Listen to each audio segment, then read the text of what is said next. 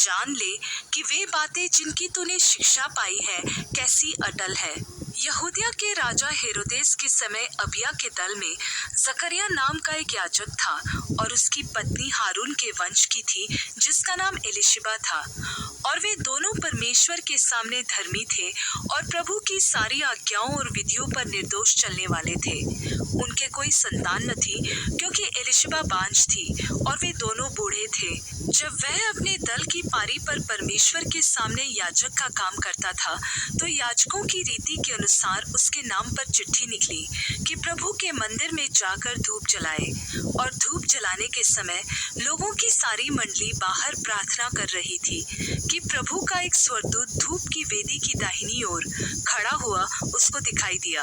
और जकरिया देखकर घबराया और उस पर बड़ा भय छा गया। परंतु स्वर्गदूत ने उससे कहा, हे जकरिया, भयभीत न हो, क्योंकि तेरी प्रार्थना सुन ली गई है और तेरी पत्नी एलिशिबा से तेरे लिए एक पुत्र उत्पन्न होगा और तू उसका नाम यूहन्ना रखना। और तुझे आनंद और हर्ष होगा और बहुत लोग उसके जन्म के कारण आनंदित होंगे, क्योंकि वह प्रभु के सामने महान होगा और दाखरस और मदिरा कभी न पिएगा और अपनी माता के गर्भ ही से पवित्र आत्मा से परिपूर्ण हो जाएगा और इस्राएलियों में से बहुतों को उनके प्रभु परमेश्वर की ओर फेरेगा। वह एलिया की आत्मा और सामर्थ में होकर उसके आगे आगे चलेगा कि पिताओं का मन बाल बच्चों की ओर फेर दे और आज्ञा न मानने वालों को धर्मियों की समझ पर लाए और प्रभु के लिए एक योग्य प्रजा तैयार करे। जकरिया ने स्वर्गदूत से पूछा, यह मैं कैसे जानूं, क्योंकि मैं तो बूढ़ा हूँ और मेरी पत्नी भी बूढ़ी हो गई है।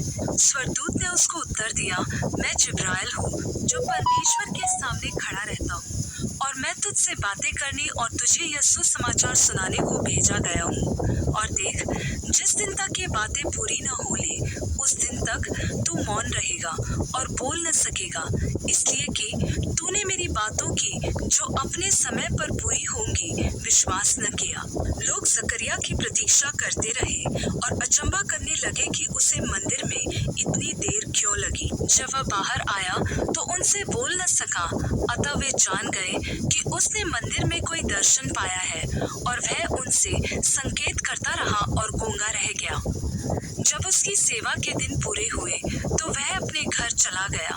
इन दिनों के बाद उसकी पत्नी एलिशिबा गर्भवती हुई और 5 महीने तक अपने आप को यह कह के छिपाए रखा, मनुष्यों में मेरा अपमान दूर करने के लिए प्रभु ने इन दिनों में कृपा दृष्टि करके मेरे लिए ऐसा किया है।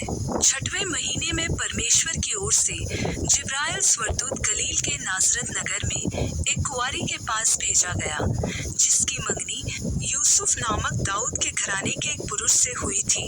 उस कुंवारी का नाम मरियम था और स्वर्गदूत ने उसके पास